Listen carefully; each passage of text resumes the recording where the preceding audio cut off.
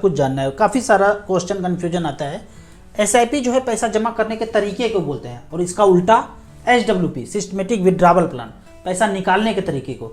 जब पैसा जमा करते हैं, जेब से पैसा गया, उसको एसआईपी सिस्टमेटिक इन्वेस्टमेंट प्लान। जब जमा हो गया पैसा 50 लाख 1 करोड़, वहाँ से निकालना शुरू करेंगे तो एसडब्ल्यूपी सिस्टमेटिक विड्रॉवल प्लान। अब यहाँ पे एसआईपी में काफ़ी सवाल जवाब होता है कि 10 साल का भरा था हमने, तो क्या उसको कम कर सकते हैं, ज़्यादा कर सकते हैं? कभी भी कम ज़्यादा किया जा सकता है। 2000 रुपये का एसआईपी कर रहे थे, उसको 3000, 5000, 1000 कम ज़्यादा कर सकते हैं, कभी भी कर सकते हैं। रिडीम 10 साल के बाद ही करना पड़ेगा। 10 साल के लिए बोला था, लिखा था। रिडीम 1 साल में नहीं कर सकते, 2 साल में नहीं कर सकते, कभी भी कर सकते हैं। और इन सब का कोई चार्ज नहीं है, 1 रुपया भी चार्ज नहीं है। डेट हमने 1 तारीख को सेलेक्ट किया था, सैलरी 1-2 तारीख को आता है, कभी 5 को आ जाता है, तो क्या डेट को हम चेंज कर सकते हैं? कभी भी चेंज कर सकते हैं, कोई चार्ज नहीं है। कहीं से पैसा आया एक्स्ट्रा, एसआईपी 2-2000 का चल रहा है, टॉपअप कर सकते हैं 10,000, बिल्कुल कर सकते हैं। तो इस तरह का कोई भी चेंज कर सकते हैं, कभी भी कर सकते हैं। अगला है 2-2000 का एसआईपी चल रहा था, किसी महीना पैसा नहीं है, तो क्या उसके अगले महीना 4000 देना पड़ेगा? बिल्कुल 4000 नहीं देना पड़ेगा, 2000 देना पड़ेगा। इंश्योरेंस में, दूसरे प्रोडक्ट में जो पिछला बकाया है वो भी देना पड़ता है, पर यहाँ पे 2000 ही देना पड़ेगा। लेकिन जिस मंथ में पैसा नहीं कटा, बैंक आपका ईसीएस बाउंस चार्ज काट लेगा। कोई बैंक 100 रुपया करता है, कोई 200, कोई 500, कोई 1000। आपको बैंक की तरफ से देखना पड़ेगा कि आपका कौन सा बैंक है, कौन कितना काट रहा है। तो ये चीज़ नहीं होना चाहिए। अगर ऐसा नौबत आता है कि पैसा अकाउंट में नहीं होगा, तो 15 दिन पहले ही स्टॉप कर देंगे, तो बाउंस चार्ज नहीं होगा।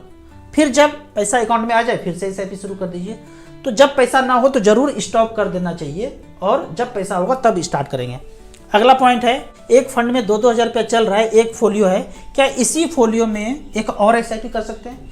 बिल्कुल कर सकते हैं, कितना भी एसआईपी कर सकते हैं, लेकिन डाइवर्सिफिकेशन के हिसाब से अलग अलग फंड में कर सकते हैं। मान लीजिए आपका एसबीआई स्मॉल कैप चल रहा है, अब कोई और पैसा बढ़ाना है, चाहते हैं उसी में बढ़ाना है, उसमें ना बढ़ा करके आप Nippon small cap, HD small cap, quant small cap, इस तरह से करके अलग अलग फंड में एसआईपी करना चाहिए। अब यहाँ पे क्या होता है, मान लेते हैं कि आप कहीं भी पैसा लगाते हैं या सोना में पैसा लगाते हैं, तो आपको सोने का सिक्का मिलता है। म्यूचुअल फंड में पैसा लगाते हैं तो क्या मिलता है? कुछ मिलता होगा। तो यहाँ पे मिलता है म्यूचुअल फंड में यूनिट्स। ये यूनिट्स क्या है, मान लेते हैं कोई भी यूनिट्स 10 रुपये से शुरू होता है, कोई भी फंड 10 रुपये से शुरू होता है। मान लेते हैं कि आपने फंड मैनेजर को 10,000 रुपया दिया, वो 10,000 रुपये का यूनिट खरीदाएगा। कैसे खरीदाएगा? मान लेते हैं कोई फंड शुरू हुआ था, 10 रुपया कैसे आता है यूनिट का दाम? NAV, net asset value. एक यूनिट का दाम को NAV बोलते हैं। मान लेते हैं कि कोई फंड शुरू हुआ था, फंड मैनेजर को बैठा हुआ है, उसने मारुति को सिलेक्ट किया, रिलायंस को सिलेक्ट किया, हीरो होंडा सिलेक्ट किया, टाटा को सिलेक्ट किया अपने पोर्टफोलियो में। एक का 100 रुपया चल रहा है, 200, 300, 400, ऐसे करके सारा पैसा 10,000 रुपया आपका लगा दिया। यह 1000 रुपया था, लगा दिया। सब में लगाने के बाद सबको जोड़ दीजिए। मान लेते हैं कि ये 1000 रुपया आया। 1000 रुपया को उस फैक्टर से भाग देना है जहाँ 10 रुपया आ जाए। तो 100 से भाग देंगे तो 10 आएगा। कुछ भी आता है यहाँ पे नंबर, 10 लाने के लिए एक फैक्टर से भाग देते तो वो फैक्टर कांस्टेंट हो जाता। आज भी, कल भी, 100 साल के बाद भी, 20 साल के बाद भी वो कांस्टेंट रहता। अब 1 साल के बाद इस शेयर का दाम 150 हो गया, एक का 250 हो गया, ये 300 हो गया, ये न बढ़ा घटा, ये 500 हो गया। इस तरह से करके 1 साल के बाद कुछ ना कुछ चेंज होगा। अब सबको जोड़ते हैं, 1200 हो गया। तो फैक्टर क्या था? 100 से फिर भाग देंगे तो 12 रुपया आ गया। यानी कि जो चीज़ 10 रुपया का था यूनिट NAV का प्राइस, अब वो 12 रुपया हो गया, 20% बढ़ गया। अगर इसी तरह जोड़ करके घट जाए, 1200 हो गया, मार्केट गिरता और सबको जोड़ के 800 हो जाता। फैक्टर कांस्टेंट क्या था? 100। पहले भी 100 से भाग दिए थे, बीच में भी भाग 100 से देंगे और बाद में भी 100 से भाग दिया तो 8 रुपया आ गया। यानी 10 का चीज़ खरीदे थे, 8 रुपया हो गया 1 साल के बाद, 20% का गिरावट आ गया। तो इस तरह से करके यूनिट का प्राइस निकाला जाता है। इसको दूसरे उदाहरण से समझते हैं। फंड मैनेजर एक बनिया का दुकान है, वो जीरा मरीच धनिया गुंडी ऐसे करके एक बोरा में भर के 1000 रुपया का लाया। अब उसको 10-10 रुपये में गरीब लोगों को बेचना है, तो क्या करेंगे? 1000 रुपये का जो चीज़ है 100 पैकेट बना देंगे और 10-10 रुपये का एक बेच देंगे। 1 साल के बाद फिर वही सामग्री ला रहे हैं, उनका 1100 रुपया दाम पड़ा और उनको 100 पैकेट ही हमेशा बनाना है, तो अब 11 रुपये में बेचना पड़ेगा। तो इसी तरह से फंड भी चलता है। उदाहरण के तौर पे निपॉन इंडिया स्मॉल कैप 1995 में 10 रुपये से शुरू हुआ था। ऐसे ही शुरू हुआ होगा, फंड मैनेजर ने स्टॉक चुना होगा, सब में पैसा लगाया होगा, एक फैक्टर से भाग दिया होगा, 10 रुपया लाया होगा, 10-10 रुपये में बेचना शुरू कर दिया। तो साल दर साल बढ़ते बढ़ते बढ़ते बढ़ते ये आज हो गया है 4187, 4187 रुपया हो गया। 1995 से लेके अब तक 418 गुना बढ़ा है। यानी किसी ने 1 लाख रुपया उस समय लगाया था तो 4 करोड़ 18 लाख आज का वैल्यू है। इस तरह से आता है।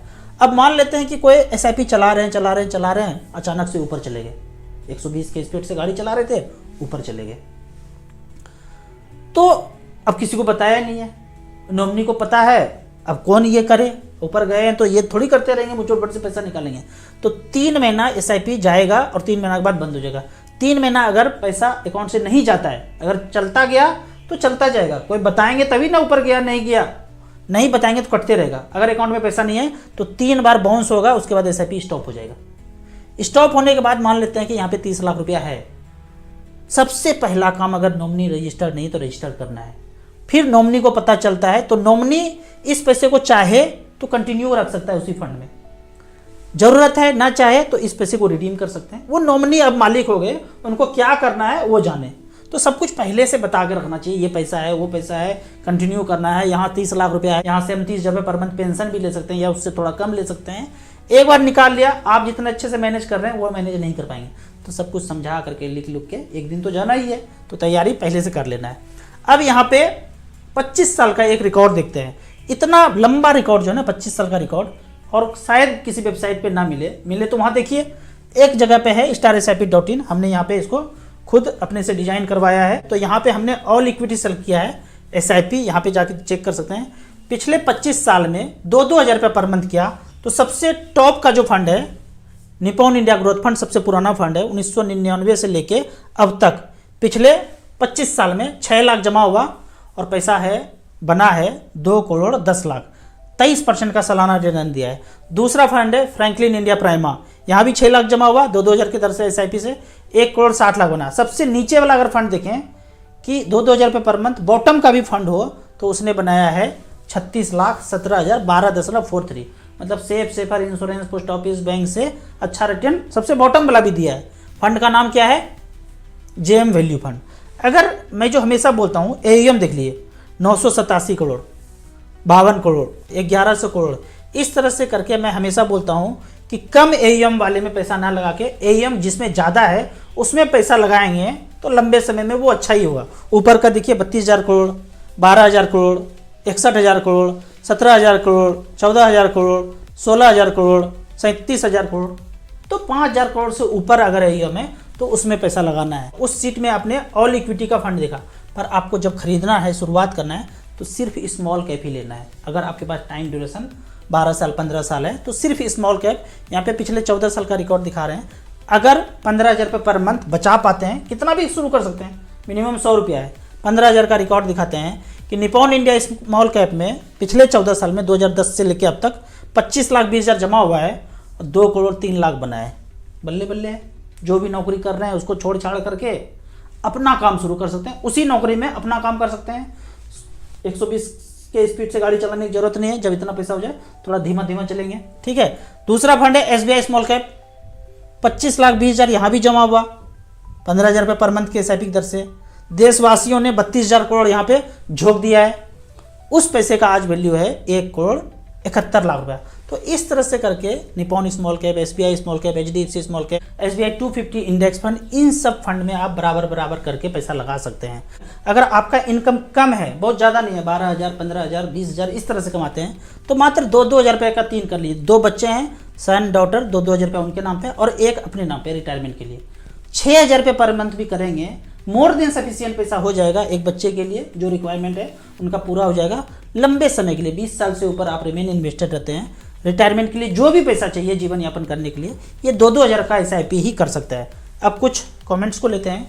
कमेंट्स में यहाँ पे क्वेश्चन है, यहाँ पे क्वेश्चन नहीं है, पहला है जलवा लोगों के जागने का। पहले आया था कि 15 साल वाला गाड़ी जो है ना जब्त हो जाएगा। जब्त करना था भाई। क्यों जब्त करना था? क्योंकि अब्दुल को टाइट करना था। वो पेट्रोल डीजल कहाँ से मिलता है? तेल अब्दुल के कंट्री से मिलता है, तो उसको टाइट करना है। और दूसरा एक को फ़ायदा पहुँचाना है जो बैटरी टेक्नोलॉजी में है, बाहर के देश के हैं, बैटरी टेक्नोलॉजी को उनको फ़ायदा पहुँचाना है। क्यों फ़ायदा पहुँचाना है इनको? इन्होंने फंडिंग किया था आने के लिए, 2 बार 3 बार 4 बार जितने बार भी आएंगे इन्होंने दिया था। इन्होंने कुछ दिया नहीं था, इसको टाइट करो, इसको ला के बढ़ाते रहो। तो थोड़ा थोड़ा जागते रहेंगे ना, क्योंकि अब्दुल के साथ मोहन भी टाइट हो रहा है, जागते रहेंगे। ये जो बोल रहे हैं ना ताली बजा रहे देख करके, अरे वो गया अब्दुल टाइट हुआ, तो जागते रहिए और चालबाजियां जो